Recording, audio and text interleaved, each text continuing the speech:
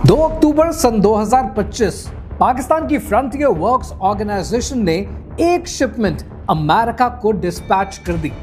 इस शिपमेंट में antimony, copper concentrates, neodymium और प्रासियोडीमियम शामिल थे। ये पहली बार था कि पाकिस्तान ने रेयर अर्थ मिनरल्स की कोई भी शिपमेंट अमेरिका के हवाले की। $500 मिलियन की ये डील सितंबर में साइन हुई और अक्टूबर में पहली शिपमेंट रवाना हो गई और उसके बाद दोनों तरफ खामोशी। जैसे ये शिपमेंट रवाना हुई, इसके बाद ये खबर मीडिया में गर्दिश करने लगी कि अमेरिका ने सेम डील इंडिया के साथ भी साइन कर रखी है। इस खबर को लेकर बहुत शोर होना चाहिए था, लेकिन इस खबर को दबा दिया गया। पाकिस्तान की ऑपोजिशन पार्टीज ने इल्जाम लगाया कि ये एक सीक्रेट डील है, लॉपसाइडेड डील है, एक कॉलोनियल रिपीट है। लेकिन शायद इसके पीछे की कहानी कुछ और ही थी। कहानी क्या है, आइए समझते हैं।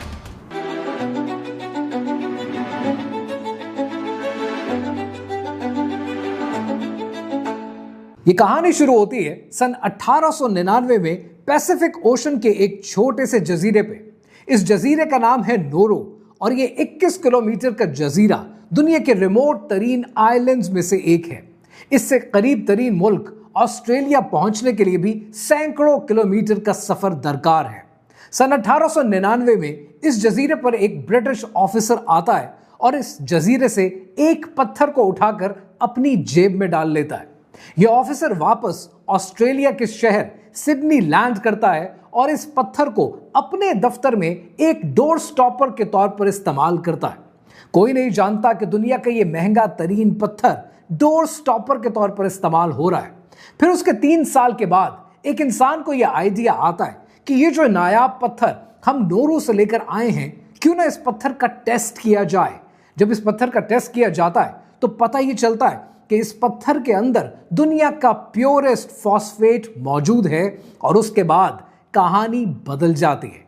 नोरू की तकदीर बदल जाती है और अगले 3 साल में सन 1906 में British companies, American companies, Australian companies रुख करती हैं इस छोटे से जजीरे का कि जिसकी पॉपुलेशन सिर्फ 11,000 होती है और फिर इस जजीरे की तकदीर बदल जाती है।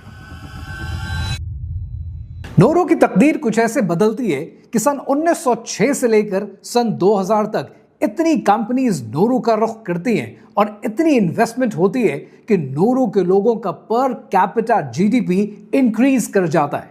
सन 1970 आते आते नोरू का जीडीपी और पर कैपिटा सऊदी अरेबिया के बाद दुनिया में सबसे ज्यादा हो जाता है। 11,000 की ये आबादी अब दुनिया की लग्जरीज अफोर्ड करती है, प्राइवेट जेट्स में घूमती है, इनकी तकदीर बदल जाती है। लेकिन सन 2000 आते आते नोरू की जमीन से 8 करोड़ मेट्रिक टन मिनरल्स निकाले जाते हैं। नोरू की जमीन तबाह हो जाती है, ये मुल्क कंगाल हो जाता है और फिर ये कंपनीज नोरू से एग्जिट करती हैं और एक बार फिर नोरू की तकदीर यू टर्न ले लेती है। आज नोरू की 90% आबादी मोटापे का, ओबेसिटी का शिकार है, इंपोर्टेड फूड पर डिपेंडेंट है, इकोनॉमी ना होने के बराबर है और इनका सोर्स ऑफ इनकम सिर्फ एक है और वो ऑस्ट्रेलिया के रिफ्यूजीज को डिटेन करना और ऑस्ट्रेलिया के गवर्नमेंट से पैसे कमाना है। नोरू की तकदीर ने तो यू टर्न ले लिया, पर क्या यही कहानी पाकिस्तान और भारत के साथ रिपीट की जा रही है? कहानी शायद वही है, लेकिन इस बार मिनरल्स अलग हैं।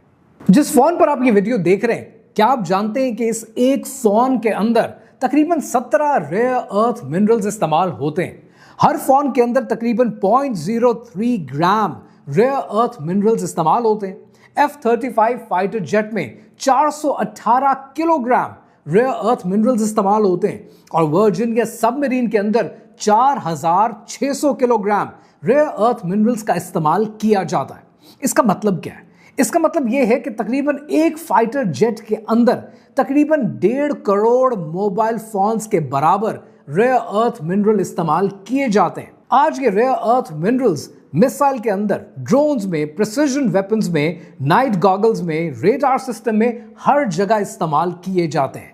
इसका मतलब यह है कि आज मॉडर्न वॉरफेयर के लिए यह इंतहाई जरूरी है और इसके बगैर ना मॉडर्न वॉरफेयर लड़ी जा सकती है, ना टेक्नोलॉजी को आगे बढ़ाया जा सकता है, ना दुनिया की टेक्नोलॉजिकल डिमांड को पूरा किया जा सकता है। और इस सब के ऊपर सिर्फ एक मुल्क का कंट्रोल है।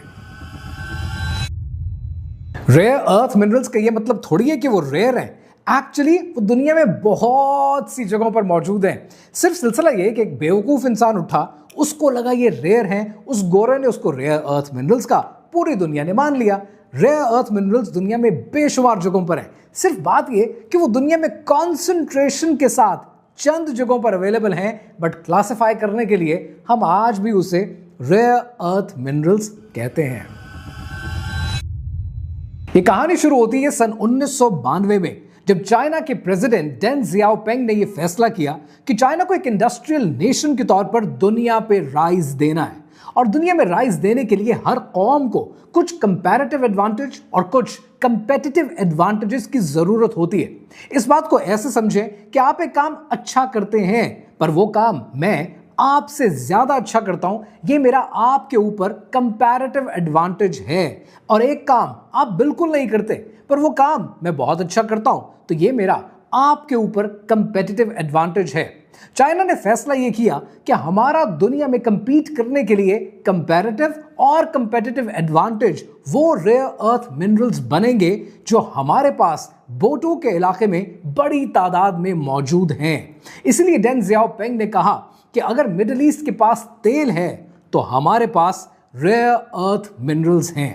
अमेरिका में भी ये रेयर अर्थ मिनरल्स 1990 में एक बड़ी माइन में डिस्कवर हुए कैलिफोर्निया की रियासत में, और इसका नाम रखा गया माउंटेन पास। लेकिन इस सबसे बड़ी माइन को एनवायरमेंटल कंसर्न्स की वजह से बंद कर दिया गया और अमेरिका ने सोचा कि जब सस्ता सामान सामने वाली दुकान से मिल रहा है तो अपना माल निकालने की जरूरत क्या है, और अमेरिका ने चाइना से रेयर अर्थ मिनरल्स खरीदने शुरू कर दिए। चाइना को पिछले 40 सालों में इतना कंपैरेटिव और कंपेटिटिव एडवांटेज हासिल हुआ कि आज ग्लोबल स्केल में अगर रेयर अर्थ मिनरल्स को देखें तो आप सुनकर हैरान हो जाते हैं। आज चाइना ग्लोबल माइनिंग का 70%, ग्लोबल प्रोसेसिंग का 90%, मिनरल्स की सेपरेशन का 85% और मैग्नेट मैन्युफैक्चरिंग का 94% ओन करता है। आपको ग्लोबल सप्लाई चेन की आयरनी बताऊं कि अमेरिका माइन करता है रेयर अर्थ मिनरल्स को और माइन करने के बाद उन्हें भेज देता है चाइना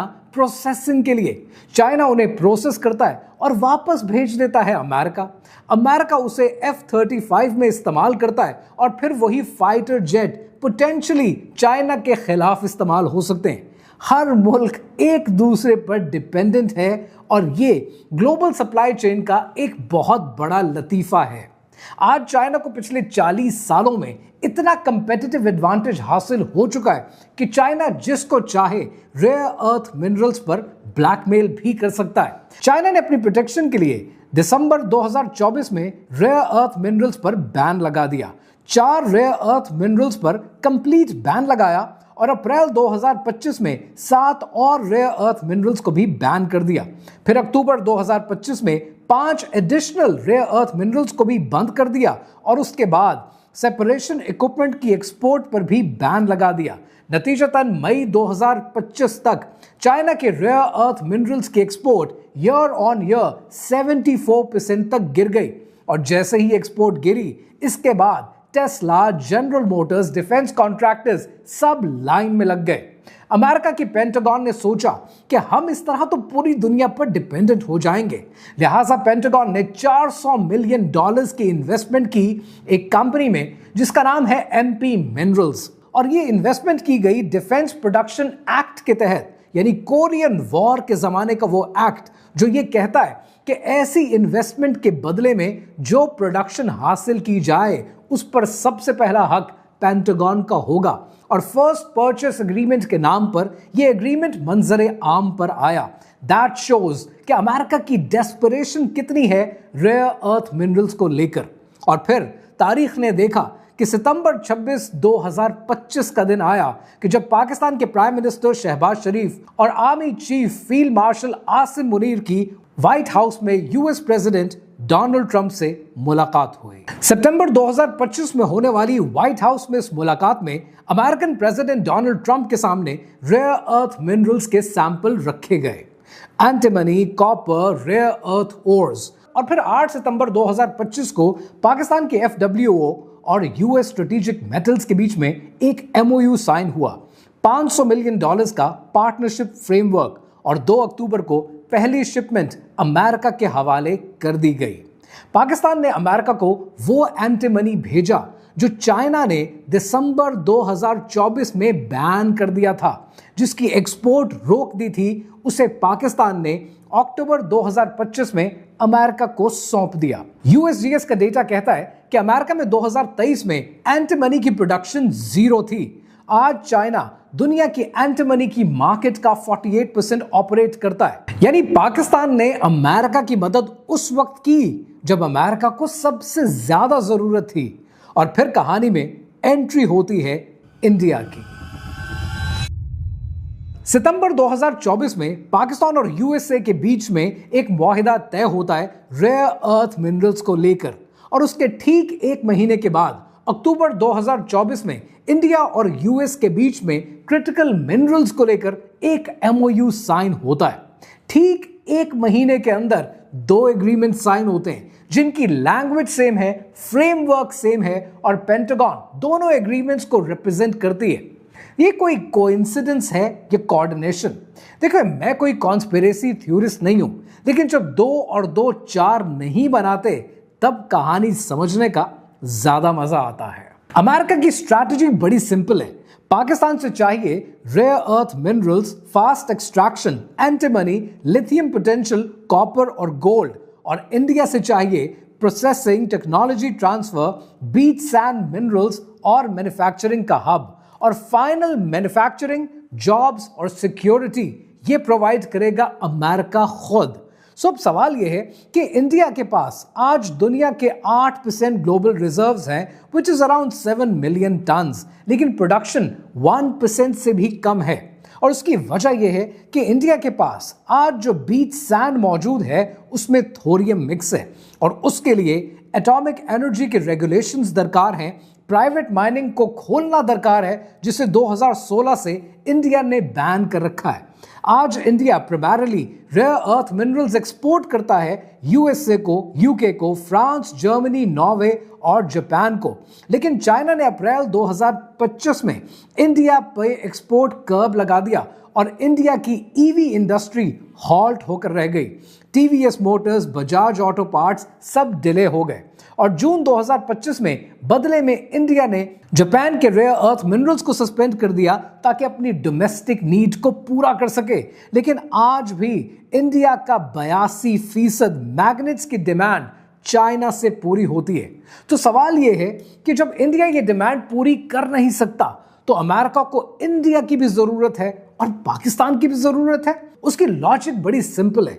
अमेरिका को हर उस मुल्क की जरूरत है जो इस वक्त उसकी डिमांड चाइना के मुकाबले में पूरी कर सके।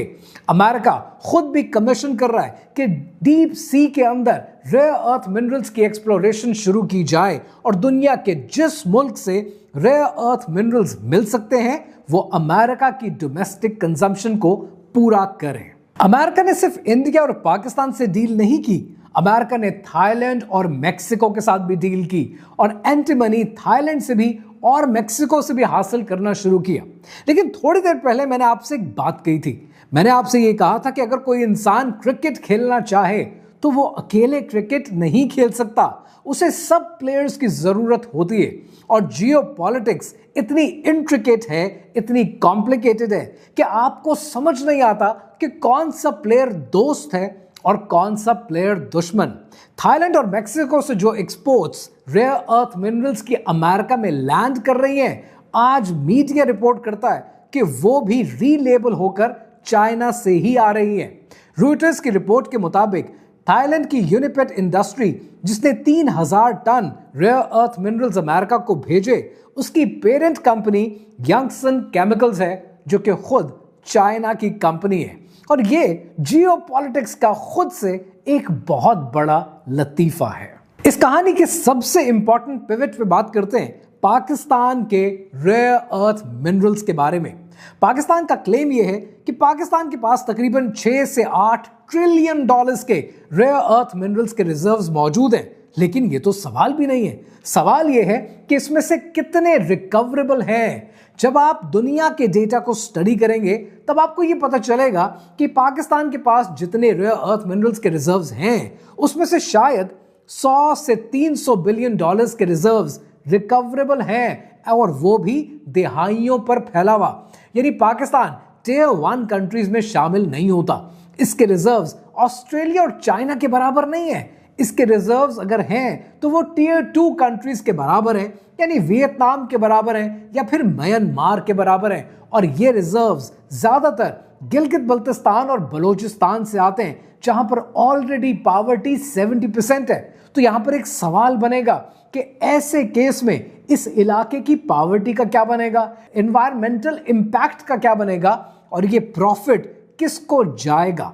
आज पाकिस्तान में सैंडक से कॉपर के रिजर्व्स निकाले जाते हैं। पिछले 20 साल से ये माइंस ऑपरेशनल हैं, लेकिन इसका कंट्रोल चाइना के हाथ में है। लिहाजा बहुत जरूरी है उन मुल्कों को एक नजर देखना जो अपने नेचुरल रिसोर्सेज पर डिपेंड कर गए।